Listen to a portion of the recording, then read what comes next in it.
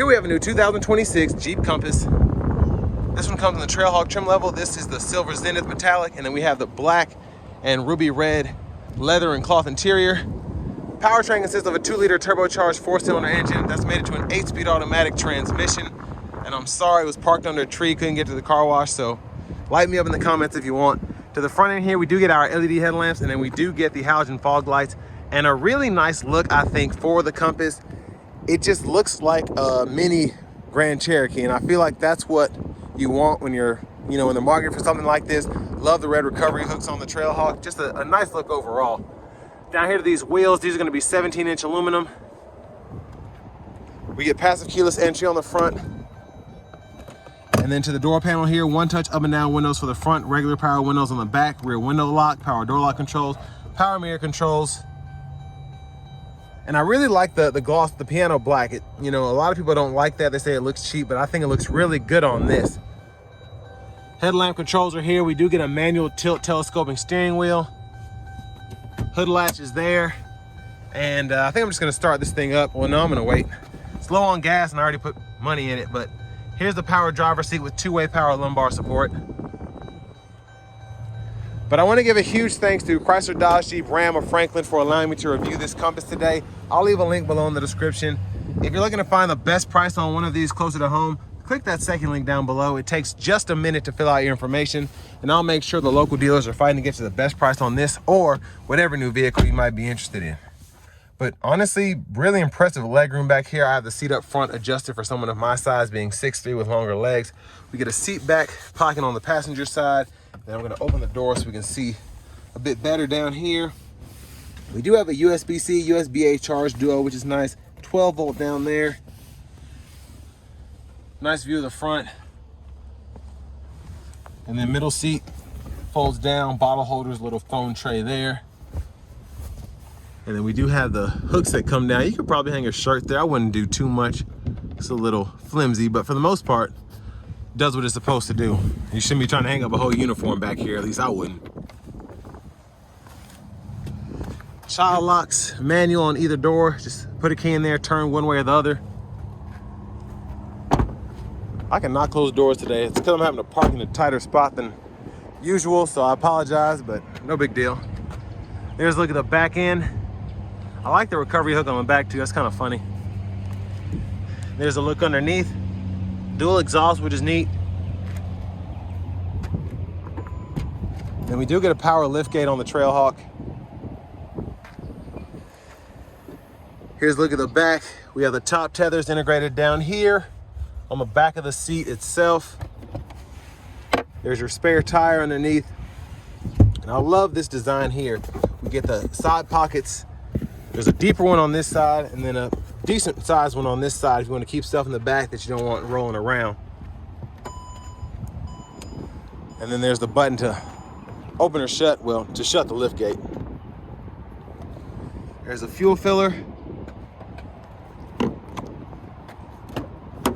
And then to the back seat here, your lower anchors integrated back in there. They're actually back pretty far. Now, if you do want to fold this seat, grab this here, pull down. You can run longer objects through to the front, and then pretty easy to just snap it back into place, but that seat belt likes to get in the way, so just be wary of that. And there you have it. Now to the front passenger seat, it's manual. You can crank it up or down, adjust the seat back here, and then the seat bottom you can move forward and back by pulling up on this bar. And then your glove compartment right in here. And we'll take a quick look at this window sticker. This does have wheel locks and tint added. But y'all can pause anywhere you need to take a closer look at anything. $35,985, not bad. There are the fuel economy numbers.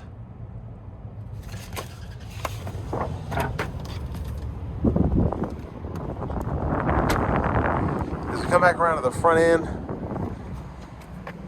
let's take a quick look in the engine bay. There's a 2-liter turbocharged 4-cylinder.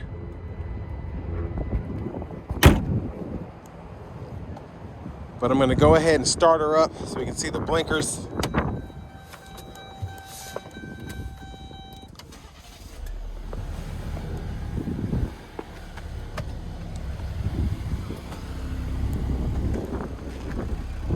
There's the back. Gosh, this wind.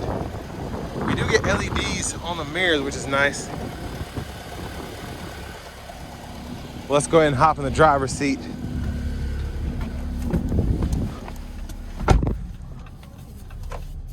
So nice leather wrap steering wheel here, feels good. There's the horn.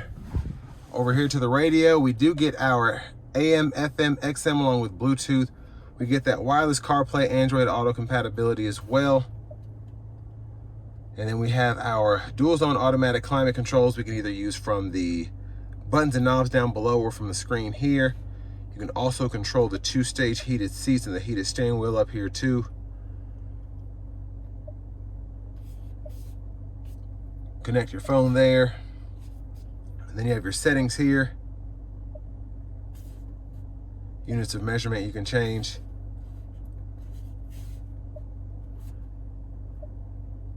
And then a few other settings, but your apps are in here, so you can hit that and then go through everything here. So A to Z, right in there. Backup cameras here, guidelines follow you as you turn the steering wheel. Hazards here, lane sense, you can turn on or off the parking sensors, traction control, auto stop. I like how everything is right down here where you'd expect it to be. And then down here, those buttons and knobs, volume knob, tune knob, and then we can push this button to turn the system on or off, which I always like having. USB-C, USB-A duo there, that connects directly to the radio. You have an electronic parking brake, pull up to engage, hit the brake, press down and disengage. And then for your shifter, pull this, reverse neutral drive, come over here. You can manually shift that there. And then we have 4-wheel drive, so we can actually go through the drive modes for sand, mud, rock.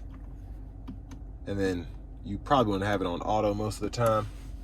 And then our 4-wheel drive lows here, downhill brake control or hill descent there, and then the 4-wheel drive lock is here. Bottle holders, center console cubby space, kind of hard to see in there. It's an interesting shape, but there's a look at the back from up here. Then up here, I like that we have a liftgate button there we can control. Here are the lights, or SOS right there. Vanity mirror. Then back to the steering wheel, left side stalk, blinkers, high beams. And then we have our intermittent wipers here. And then our rear wiper here. And then push up for the front fluid, push back for the rear fluid. Behind the steering wheel on the left side, we can go through track lists, radio stations. And behind on the right side, volume up, volume down. Left side of the steering wheel itself, we can go through the gauge cluster there in the middle. You can see all your options there, tire pressure monitors, coolant, trans temp, battery voltage, and then our Bluetooth controls are here. And then adaptive cruise controls here, you can turn that on or off there, adjust the gap. And then our regular cruise, you could turn on there, set the speed, cancel, resume. Push button starts here. Finally, here's the key fob with remote start. But next, let's go ahead and take this 2026 Compass TrailHawk out on the road for a test drive. So starting the test drive in the Compass TrailHawk here, like the 2-liter Turbo 4 setup with this 8-speed, it just drives normally. I like having that feeling of boost, specifically to use getting on the interstate, and it just makes for a pretty comfortable drive overall. The 8-speed that Stellantis has always been one of my favorites in terms of performance, in terms of just the overall sense that it makes while you're driving down the road. I don't feel like it hesitates as much as these newer 10 speeds that may have that reliability factor, but still seem to be a bit too eager to shift, if that makes sense.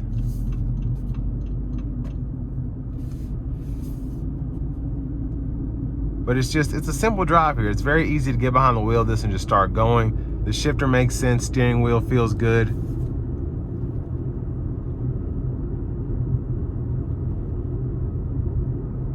Now, in terms of the overall visibility here, I like that I can't really see the hood. People in this segment, that's a big issue for them, I feel like, especially as you look at the new Chevy Traverses, even pretty much any three-row SUV, you have that hood in front of you, and a lot of the times it makes the vehicle seem bigger than it actually is. So not having that in front of you just makes it seem like your cutoff is, you know, the windshield, even though that's not really the case. But again, it just kind of takes away from the uneasiness that might be felt driving an SUV. I like the newer radio too. I like that it comes up and out. It doesn't impede on my vision at all, but it looks very modern. It looks like it belongs in a 2026 vehicle. But then we have our buttons kind of nonchalantly down here for the volume, the AC, and all of that. So I think they did a really good job designing this cabin overall.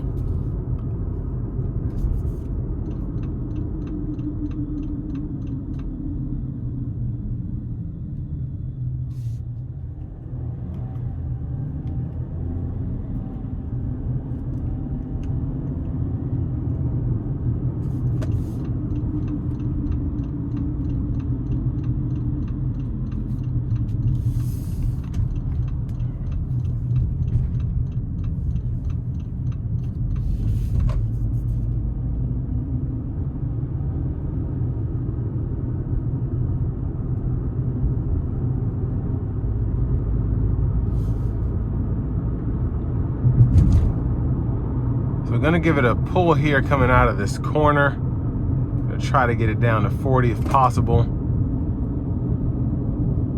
Here we go.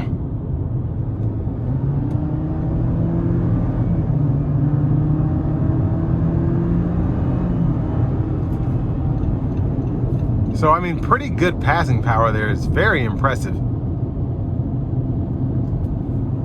Now, I do want to give one more thanks to Chrysler, Dodge, Jeep, Ram of Franklin here in Franklin, Tennessee for allowing me to review this Compass today. I'll leave a link below in the description. If you're looking to find the best price on one of these closer to home, click that second link down below. It takes just a minute to fill out your information, and I'll make sure the local dealers are fighting to get to the best price on this or whatever new vehicle you might be interested in.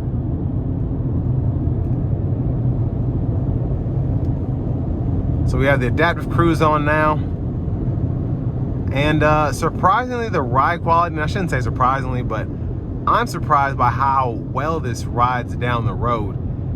It's a four-wheel drive SUV. It's a small SUV, but still, you wouldn't expect it to ride this good. Road noise is minimal.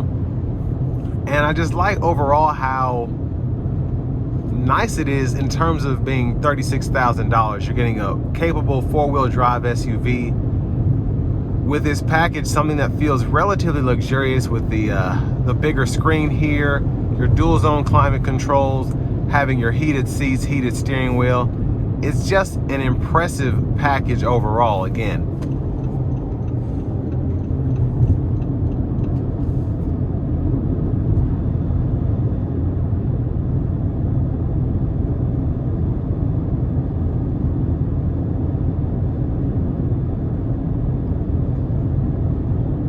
And I mean, it's just very quiet as it comes down the road.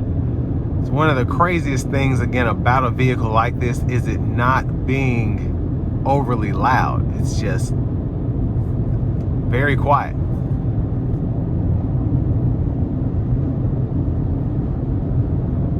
But I think for the money, if you're in the market for something like this that's relatively nice, off-road capable, but still serves as a pretty good daily driver, you know, you're getting 23 city, close to 30 miles per gallon highway, this is the way to go. It's just that simple of a setup here. And again, just the overall ease of driving is a big plus as well. It's just, if you're a 16-year-old that's just learning how to drive or whatever, it's gonna be very easy to maneuver this, but then it's still fun. It still has that fun factor and that off-road capability. And I think this really is a slept-on vehicle, in my opinion. Really a great competitor against the Bronco Sport. So with all that being said, this will bring me to the end of my review of this 2026 Jeep Compass, and this one's a TrailHawk.